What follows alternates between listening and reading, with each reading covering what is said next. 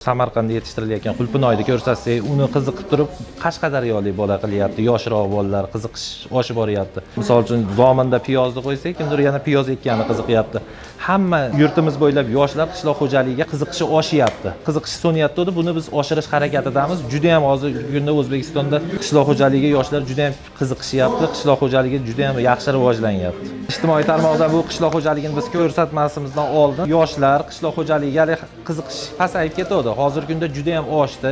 Yaqin 50% ga yoshlarimiz qaytib o'sha qishloqlarda dehqonchilik bilan shug'ullanib yaxshi natijalarga erishishyapti. Jahon bozorlariga mevalarini, sabzavotlarni eksport qilib kelishyapti hozir. Bunga avvalo prezidentimiz yoshlarga qaratayotgan imkoniyati, imtiyozli kreditlar, imtiyozli yerlar ajratib berilyapti yoshlarga. Shulardan unumli foydalangan yoshlar albatta hozir o'zlarini bemalol ish o'rnini topyapti.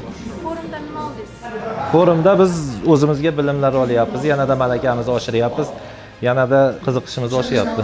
Qishloq xo'jaligi ishlarni ijtimoiy tarmoqlarda qanday qilib sifatli kontentlarni yaratish bo'yicha, nutq bo'yicha, sun'iy intellekt bo'yicha kerakli ma'lumotlarni olyapmiz. Bu yerda o'zimizni xatolarimiz ustida, kamchiliklar ustida ham ishlayapmiz.